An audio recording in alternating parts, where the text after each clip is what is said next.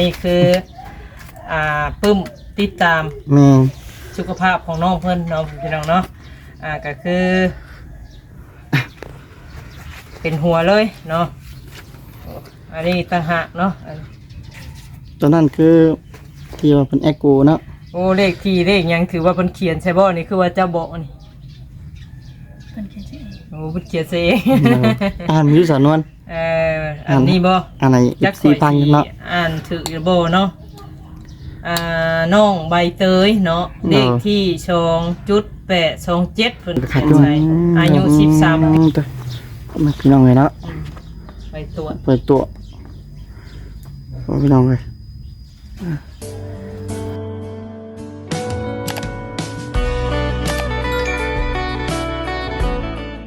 นอนในหายตรวจอาการน้องเพิ่นก็คือเอ็กโกเบิ่งเนาะเอ็กโกในท้องหลังจากนั่นออกมาก็คือมียังได้บัดนี้สิหาอีกแล้วบ่บอกง่ายๆกันเนาะสนุนเนาะก็ทางบ่าวถากับสาวนวลสิพาน้องเพิ่นไปนะเพราะว่าจังซี่พ่อแม่พี่น้องนี่อาการน้องเพิ่นน่ะคือนี่คือว่าปุ่นท้องเนาะคือว่าคือคล้ายๆกับคนที่นั่นนะพ่อแม่พี่น้องเลยคล้ายๆคือเว้าตรงๆก็คล้ายๆคือคนถือผ้าเนาะคล้ายๆคือคนถือผ้าแม่นบัดนี้แต่ว่าเพื่อความแน่นอนเนาะเพราะว่าทางน้องเพิ่นก็บ่บอกบัดนี้ถามน้องเพิ่นก็บ่บอกมานี่แหละทางบ่าวถากับสาวนวลนี่ก็เลยพาเพิ่นไปกวดอยู่ห้องหมอเนาะแม่นก็คือใบตรวจยังก็ออกมาเรียบร้อยเนาะมื้อนี้คือทางตรวจเหี่ยวแล้วก็ทางเอ็กโกเนาะเอ็กโกนี่ออกมาแล้วก็ทางตรวจเหี่ยวน้องเองเนาะแล้วก็ทางสนก็ตามก้นเพิ่นไปได้ห้องน้ำในเพจหมอเพิ่นว่าเอ้าไปเด้อว่าซั่นผู้พามาว่าย่านเราบ่จักเพิ่นก็ว่าไปจักอยู่เนาะล่ะเราก็จักอยู่แล้วก็เข้าห้องน้ำก็คือบ้านนี้ก็คือเพราะว่าให้มันแน่ใจเนาะเพราะว่าถามน้องๆค่ะน้องก็ว่าอยู่ก็คือว่าบ่ได้แบบคือบ่ได้ยุ่งหยังกับผู้ชายเนาะคือบ่ได้สอนหยังกับผู้ชายเลยนะแต่ก็ยังแบบว่าก็เลยแบบขอสงสัยนะกับ FC ก็ขอสงสัย FC ก็เพิ่นก็สงสัยอยู่เนาะคอมเมนต์ก็มาหลายอยู่มานี่ก็เลยอยากให้มันหรือว่าชัดเจนเนาะสาวนวลเนาะแม่นให้สาวนวลเขาไปนั่งอยู่พุ่นอยู่เจ้ามามันก็จะจับกองให้เจ้าก็เอาไว้นั่นมาอ่านพี่ให้น้องเบิ่งโน้ยเนาะสิเห็นอยู่ว่าลำพาบ่ลมปางช้างบ่เอาได้บ่ได้แล้วเนาะโน้ยเดี๋ยวเจ้าจะนะขออนุญาตเนาะพี่น้องเนาะโอ้ยให้สาวนวลเพิ่นไปนั่งกับน้องใบเตยนั่งเฮียงข้างก่อนเด้อบัดได้เห็นอยู่บ่เห็นอยู่เนาะสบายดีพี่น้อง FC เนาะตึงอยากฮู้อยู่บ่ฮะฮู้อยู่ว่าอาการตัวเองเป็นยังฮะอยากฮู้หมอเพิ่นบ่ได้บอกเจ้าบ่รุ่นบ่ฮะเสร็จเจ้าสิรุ่นอยู่บ่ยังอันนั้นหายใจหืดอยู่นะนี่เนาะอันนี้คือปึ้มติดตามสุขภาพของน้องเพิ่นน้องพี่น้องเนาะก็คือเป็นหัวเลยเนาะอันนี้ต่างหากเนาะตัวนั้นคือที่ว่าเป็นแอคโกเนาะโอ้เลขที่เลขยังถือว่าเพิ่นเขียนใช่บ่นี่คือว่าเจ้าบอกนี่เพิ่นเขียนเองโอ้เพิ่นเขียนเองอ่านมีอยู่สำนวนอันนี้บ่อันไหนจัก4,000เนาะอ่านถือบ่เนาะน้องใบเตยเนาะเลขที่2.827เพิ่นเขียนใส่อายุ13ปีว่าทายอายุ13ปีเพิ่นเขียนใส่13ปีนี่น้องเพิ่นก็มักลมยาลมตลอดเนาะนี่เนาะเพิ่นเขียนใส่แล้วก็สงสัยเพิ่นเขียนใส่ว่าสงสัยถือผ้าแหละเนาะว่าอย่าน้องถือผ้าแต่เพราะว่าน้องก็คือน้องว่ามื้อเช้านี้เนาะพี่น้องเนาะมีอาการวินหัวแล้วก็คลื่นไส้ได้อยากห้างอาเจียนหั่นแหละกินข้าวกินน้ำบ่ได้ในระยะ 3-4 มื้อแล้วว่าซั่นเนาะแต่ปกติก็คือทางน้องนี่ก็ เป็นประจำเดือนในวันที่11แต่มื้อนี้ฮอดวันที่26เกินมาจังมื้อเลยล่ะ11 12 13 14 15 16 17 18 19 20 21 22 23 24 25 26ก็เกินมาจังมื้อว่าท่าเบิ่ง9 10 11 12 13 14 15 16มื้อเนาะ โดยบัดนี้ก็เลยพาน้องเพิ่นไปเนาะ แม่น กับ แม่น FC หลายคนก็มีก็มาอยู่มานี่ก็คือว่าคือยังให้หายข้อแบบสงสัยเนาะ ที่แรกก็พากันคุยกันกับเบาทาเนาะเพราะว่าเฮาก็คือว่าแหละเนาะพี่น้องมีแต่ได้มาแต่ทายทำให้พ่อแม่พี่น้อง FC ได้เบิ่งแต่ว่าเงินคำกำแก้วก็เนาะเบาทาเฮาก็บ่ดวงลายดอกแต่ว่าเฮาก็อยากซอยน้องเพิ่น แม่ เนาะ น และที่นี่แหละพากันคิดว่าสิเอาน้องนี่ไปเตะเหยี่ยวก่อนเนาะทีแรกเนาะแต่ว่าก็ยังบ่มั่นใจ วันนี้เพิ่นก็เลยว่าให้แอคโกเบิ่งเนาะ แม่นก็เลยว่าถามน้องว่าเตะเบิ่งดีบ่ล่ะน้องก็เลยตอบว่าบ่เตะเนาะน้องบ่มั่นใจแต่น้องเนี่ยอยากไปหาหมอเนาะอยากฮู้อาการตัวเองภายในหั่นแหละทางน้องเพิ่น ว่า ก็ เป็น เลย จังไดติ แม่นยังล่ะหมู่บ่สิพากันไปใส่ได้บ่นี่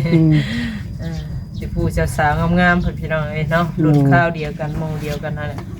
อันนี้น่ะคือให้เจ้าเก็บรักษาเลยล่ะเด้อนี่เด้อเก็บรักษาไว้อันนี้ปึ้มติดตามได้บัดหน้าก็ซื้อเพิ่นอีกได้นี่เนาะ วันนี้ทางเบาตากับสาวนวลก็เลยก็ได้ปรึกษากันเนาะ แม่น วันนี้ก็เลยพากันตัดสินใจก็เลยออกน้ำกันพ่อแม่พี่น้องเลย แม่นตัดสินใจพาน้องไปตรวจเนาะ แม่น พี่น้องเนาะแต่กับมื้อนี้ก็คือว่าแหละพาน้องไปหาอ้ายเจอกับอ้ายแล้วเดี๋ยวก็พาน้องเพิ่นมาตรวจ โอ้ย มื้อนี้ก็เบิดมื้อหั่นแหละเนาะอันนี้ก็คือให้น้องเพิ่นเก็บไว้พี่น้องเอ้ยอีละเก็บไว้อันนี้ว่าทาก็คือสิอดอัน โอ้ย อดรอฟังบ่ได้เด้อเนาะ รุ่นอยู่เนาะ รุ่นอยู่พี่น้อง โอ้ เอ้ย ย ทางน้องใบเตยก็รุ่นบาทนี่โอ้ย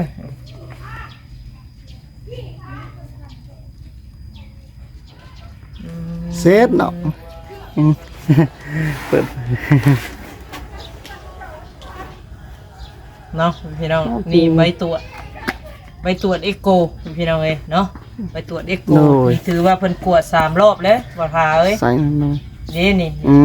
ม นี่เนาะ เพิ่นก็บ่มั่นใจเนาะตรวจเบิ่งคักๆนะเพิ่น ก็ถือว่าเพิ่นตรวจ3 รอบเนาะ โอ้ย เพื่อความละเอียดพี่น้องเอ้ยเนาะ เบิ่งให้สาวนวลขึ้นเบิ่งคักๆด้วยตัวพ่อแม่พี่น้องเลยเนาะ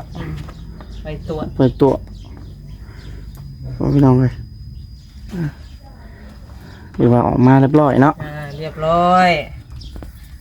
ผลตรวจเนาะมื้อนี้ก็สิเสนอให้ทางน้องเพิ่นพังเนาะ โดยหรือว่าเสนอให้ FC เบิดทุกคนเนาะ เบิดทุกคนหั่นแหละ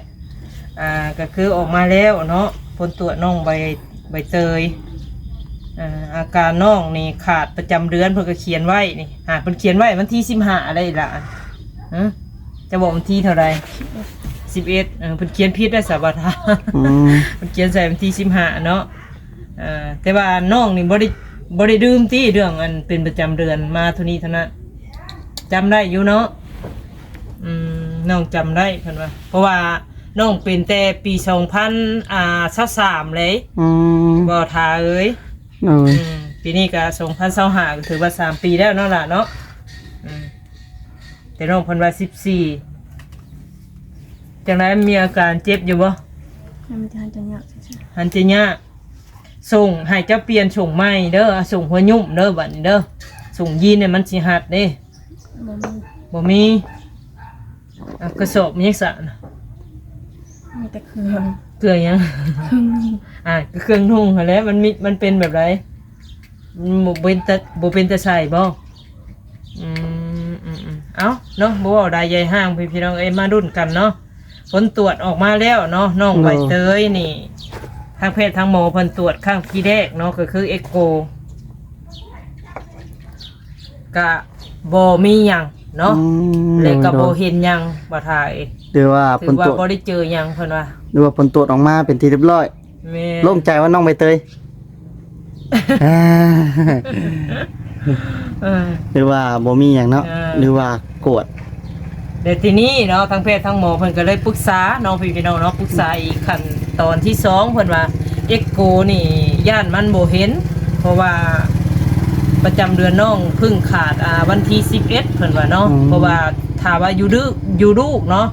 เว้าผิดเว้าถูกเพิ่นพี่น้องเอ้ยถ้าว่าอยู่ลูกก็สิบ่เห็นอาการแบบว่าอันตรวจเอ็กโกบ่ขึ้นหั่นนะ ต้องรอเบิ่งอีกจักพักหนึงเนาะแม่นจังระยะเดือน1เดือนปลายบ่ได้2เดือนประมาณนี้เนาะประมาณเพิ่นว่าประมาณอีกจักทิศ2ทิศบ่ประมาณทิศ2ทิศก็อาจสิเห็นเนาะแม่นเลยว่าตอนนี้ก็ยังอ่อนถ้าว่าอยู่ลูกหั่นนะอันนี้ก็คือว่าถ้าคือว่าบ่มีก็ดีไปเนาะแต่ว่าทางน้องใบเตยเพิ่นนี่ก็คือว่าน้องนี่ก็คือว่านั่นอยู่เนาะคือน้องเพิ่นก็ว่ามั่นใจอยู่แต่ว่าหั่นบอกง่ายๆแต่ว่าถามมึงนึงคือน้องเพิ่นนี่บ่บอกเนาะจำนวนทางน้องบ่บอกค่ะ แต่ว่าจึงสงสัยพาน้องไปเลยนี่แต่ว่าถามน้องมาไปว่ามองไปว่าเนาะ เพราะว่าน้องเองนั่นบ่ทีแรกข่อยก็ว่าสิบ่พาไปเด้เพราะว่าเอาจังซี่บ่ล่ะบ่ไปซะดีกว่าอันใดเฮาเอาเครื่องตรวจหรือว่าแตะเหี่ยวหั่นนะพี่น้องเนาะแบบเฮาเหี่ยวออกแล้วเฮาแตะเบิ่งถ้ามีหรือบ่มีมันสิขึ้นอยู่ในหั่นเนาะแต่ทีนี้ได้ทางน้องว่าอยากไปตรวจก็เลยจังว่าพากันไปเลยนะไปก็ไปว่าความแน่นอนวาสนาความมั่นใจเนาะแต่ข่อยก็ยังคิดอยู่ว่าโอ้ยยังบ่ทันแพทย์ทันหมอหั่นนะก็ยังทันเพิ่นพอดีพี่น้องเอ้ยเนาะแต่ทีนี้เพิ่นก็เลยเปลี่ยนให้ทางน้องเพิ่นนี่ไปเหี่ยวเนาะไปเหี่ยวอีกรอบ2แล้วก็ให้ทางน้องเพิ่นถือออกมาแต่ก็มาตรวจก็โอ้นั่งนานเติบพี่น้องเอ้ยรอผลตรวจเนาะโดนเติบเนาะแม่นเดี๋ยวทีนี้ผลตรวจก็โบเห็นคือเก้าบ่ถ่ายโนก็ถือว่ายังแบบเนาะพี่น้องเนาะก็คือเด็กพักนึงก็คือสรุปแล้วเนาะสรุปแล้วก็คือทางน้องเพิ่นนี่กวดอาการน้องเพิ่น2อย่างแล้วเนาะเอ็กโกเตะเหี่ยวบ่มีพี่น้องเอ้ยเนาะออกมาเรียบร้อยเนาะถือว่าบ่มีหยังเลยละเด้อสบายใจได้ปลอดภัยเนาะกับหนึ่งมาก็คือบอกน้องนี่คือบ่อยากให้ไปมั่วสุมกับผู้ชายอย่างใดด่าเด้อห้ามเด็ดขาดเลยคือก็คือทางน้องเพิ่นก็ว่าบ่ได้มั่วสุมอยู่แต่ว่ามันก็แบบว่าทางน้องก็บ่ฮู้เนาะมันก็บ่มั่นใจในตัวเองบ่หรือว่าแนวใดอันนี้เฮาก็บ่ฮู้พี่น้องเอ้ยให้คำตอบบ่ได้เนาะตัวนี้เนาะขึ้นอยู่กับตัวน้องเพิ่นเองเนาะเฮาก็คิดว่าคือว่าหั่นแหละย่านแบบว่ามันเกินขอบเขตหรือว่ามันดวงเลยไปแล้วมันก็คือว่าแน่น้องก็เป็นผู้หญิงเนาะมันอันตรายเนาะแม่นชาวบ้านชาวซองสิมองเฮาว่าจังได๋หั่นน่ะ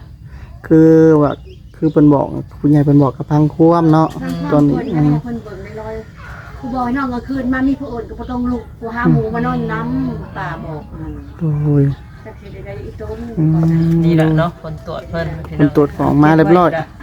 ก็คือยังบ่แน่ชัดเจนหั่นแหละพี่น้องเอ้ยเนาะเอาไปสั่งยาคุมจักไผสิพาไปซักก็รอเบิ่งเนาะรอเบิ่งจักในยะนึงคือว่าเนาะโดยทางคือเก่าแล้วก็อีต้นโอ้ยเอาไปเฒ่ามาจะใส่นี่เนาะไม่เฒ่าโดยสบายดีเด้อทางนี้น่ะนะก็ตกใจเฮ็ดมาอีกสบายดีตู้สบายดีสบายเพื่อนเจ้าอยู่ใส่ก่อนใส่ทางไหนเพื่อนคอยหนูทั้งแม่กับทั้งใกล้ยังกับเบิ่งของเพิ่นแน่อยู่หน้าได้พออยู่หน้าก็บ่ได้เข้ามาคอยมาได้เห็นมันตะมอนั่งอยู่ไปต้นลานเบิ่งเคียงเขาเบิ่งจะเบิ่งลูกเคียงก็บ่มีมานี่เองก็บ่มีเนาะก็บ่มีหม้อแฮกก็บ่ให้มันแน่จังสิว่าได้ก็ยังบ่ได้ให้พ่อบ้าเรานี่มีเอ้ยน้องนะว่าตามที่เราเว้านี่มีสิบ่ในบ้านมีน้องมีแต่เขาเอาไปเลี้ยงซื่อๆงัวเขาแต่เขายังบ่ให้เขาโตงัวพ่อแม่นี่บ่มีบ่เขาบ่หายทอมันตายหมดแล้วเขาแต่จริงบัดบ้านเขาต้องเจ้าหัวมันเขาบ่หายมันเสร็จแล้ว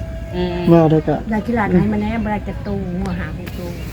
เพราะเขาขึ้นน้องเพิ่นนี่เขาก็มีคนแบบอันนั้นเบิ่งหยังก็ขึ้นนี่บ่มีคนแบบที่อ้ายเพิ่นก็หลักได้ไปเลี้ยงมื้อนี้ก็พาเพิ่นไปหาอ้ายแล้วเนาะอยู่ที่สวนน้ำพาเพิ่นไปเจอน้องเพิ่นแล้วอันน่ะอ้ายเพิ่นแล้วน้องเพิ่นนี่ไปแล้วมื้อนี้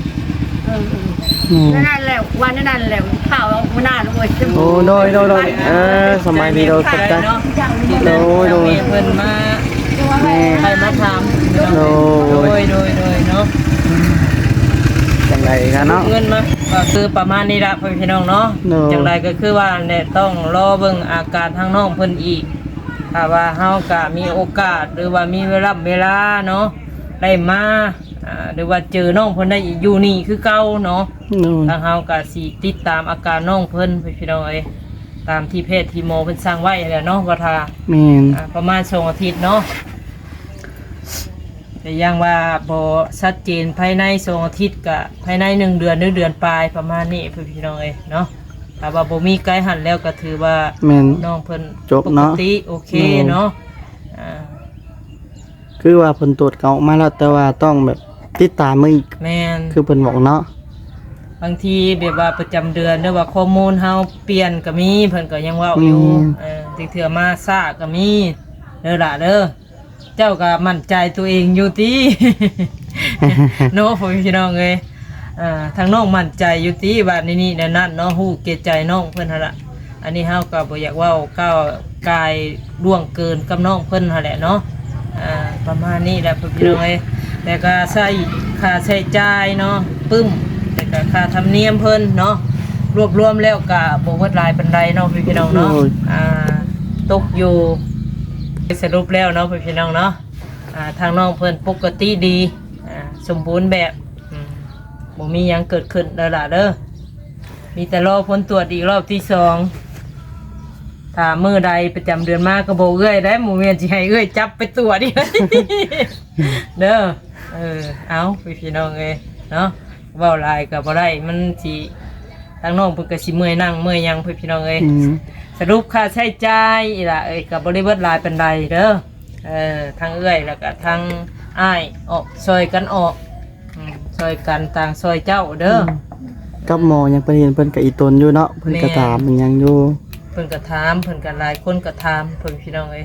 เพิ่นก็ผู้คนก็ฮู้อยู่กับเพิ่นอยู่เนาะ แม่น บ่เพิ่นเห็นเพิ่นก็อีตนเพิ่นว่าน้องยังอยู่คนตัวผู้เดียวนึงมาก็เป็นผู้หญิง ก็ระมัดระวังโรคภัยโรคพื้นก็ใช้ได้อยู่ติอีหล่ะ ใต้พายไว้ล่ะขึ้นใต้พายยังไว้คำคือเพิ่นเมาน่ะคือของคำคืนคนมาอย่างหนักคือคำคือว่าแปลกๆเบิ่งนั่นก็คือบ่ต้องไข้เด้อ ก็ต้องออกมาแบบป้วนเปี้ยนเลยนะบ่ต้องให้เขาเห็นหน้าเด้อนะมีแต่ห้องคนใกล้นี่แหละเนาะอันนี้หั่นก็คือว่าอันนี้ล่ะเอ้ยเฮาเป็นผู้หญิงเด้ อันตรายเด้อเนาะ แม่นค่าใช้จ่ายก็รวมแล้วก็170,000เนาะพี่น้องเนาะประมาณนี้แหละเพราะว่าเสียค่าปึ้มก็20,000แล้วก็มาเสียค่าเอ็กโกแล้วก็เตะเหี่ยวก็1,500เนาะว่าท่าเนาะ โน่น รวมแล้วก็170,000พี่น้องเอ้ยจังได๋ล่ะ ลง ว่า ใจ หยังบ่ ทางน้องก็โล่งใจได้พี่น้องเอ้ยดีใจน้องเพิ่นก็กินข้าวกินน้ำเด้อมันเลยด่าเด้อ แต่ว่าโอ้ยเฮาบ่ได้มั่วสุมน้ำไผ 100% นี่ก็ทักสนวนก็สิบ่เอาไปน้องๆ โอ้ยน้องใบเตยนี่เนาะจังไดรุ่นผลตรวจจักสิเป็นอาการหยังอีกเนาะถึงเทื่อแบบข้อมูลน้องเปลี่ยนแปลงก็มีพี่น้องเอ้ยเนาะก็บ่ได้ว่าคิดว่าน้องมั่วสุมนี่นั่นเนาะข้อมูลเปลี่ยนแปลงหรือว่ามันเป็นน้ำพายผู้หญิงเฮานั่นแหละ นั่นนี่คือข้อสงสัยเนาะ แม่น ก็คืออยากให้มันชัดเจนหรือว่ามันเป็นอย่างมาแหละหรือว่ามันแก้บ่ทันเนาะ แม่น หนึ่งมาก็คืออีตนนั่นแหละพ่อแม่พี่น้องไอ้น้องกันยัง น้องเพิ่น ยังน้อย เป็นห่วงน้องเพิ่นเนาะ แม่น ถ้าว่าตรวจแล้วบ่มีหยังเฮาก็ดีใจนํคือว่าอันนั้น คือ สรุปแล้วบ่มีหยังเนาะนางเนาะ คือผลตรวจออกมากับเมาตากับสาวนวลกั้นใจหมอญาติ กั้นใจได้ค่อยก็ได้ญาตินะ เพราะว่าสงสารน้องเพิ่น คือว่าอะไรคือน้องเพิ่นก็มั่นใจว่าบ่ได้ไปชุม4ชุม5อะไรเนาะ เนาะ เฮาก็มั่นใจในคำเว้าของเพิ่นพี่น้องเอ้ยจังใดก็รอติดตามไปเรื่อยๆเนาะอาการของน้องเพิ่นถึงเทื่อเป็นโรคทางอื่นก็มีพี่น้องเอ้ แม่ ย น บ่ได้บ่นอนเนาะ กับคือให้น้องก็ให้กินข้าวเนาะเพราะว่าข้าวน้ำบ่กินนี่คือเฮ็ดใน กิน กระ ข้าว เพาะ ให้ตรงเวลาบางที กระเพาะสอดได้หลายแม่กระเพาะเฮายืงขึ้น แต่ว่าข่อยก็ลืมถามเนาะว่ากระเพาะน้องเพิ่นปกติบ่นี่นั่นหั่นนะ ดีบ่เนาะเพราะว่า แม่น เบิ่งอยู่น้องเบิ่งเป็นอยู่บ่หึเบิ่งบ่เป็น โอ้เป็นซ้ำ เอาจังใดเจ้าพักผ่อนเด้ออีหล่ะเด้อต้องคิดอย่างไรเฮามั่นใจด้วยน้ำตัวเฮาเองหั่นแหละบ่ มีหยังเกิดขึ้นดอก จังไดคลิปนี้สรุปแล้วก็ประมาณนี้ละพี่น้องเนาะจังได หรือว่าสิได้กลับบัดนี้เนาะ กับป้าน้องเพิ่นแล้วบัดนี้สิได้พักผ่อน หรือว่าเรียบร้อยเนาะหรือว่าเอาไว้มื้อหน้าเพิ่นสิได้กลับมาใหม่ละกินข้าวกินน้ำเด้อสิเฮ็ดในไหนมันมีโยมมีพวกหยังนะเบิดเลย มีหยังจะกิน บ่ได้กิน บ่มีหยังกิน เนาะ เสียงเช้าเซลอยู่ทางนั้นกันล่ะ ถ้าคือมาบ่ได้กินนี่คือบ่กินข้าวเลยบ่ตอนแรกนี่ บ่อยาก มันบ่อยาก เดี๋ยวบ่ทา บอกมา จังคนสิว่า เนาะ แต่ว่าบ่อยาก คือ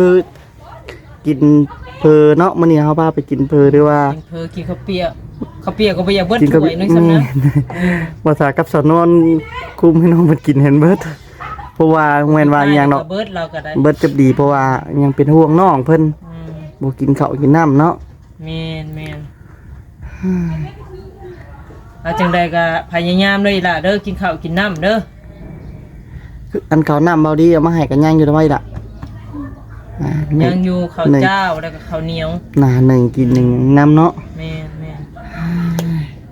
นจังใดก็กลับป้าเด้อบัดนี้เด้อสบายดี สู้ๆเลยล่ะเด้อ เนาะ อืม โดย โอเคพ่อแม่พี่น้องเลยเนาะเรียกว่าทางเบาทากะ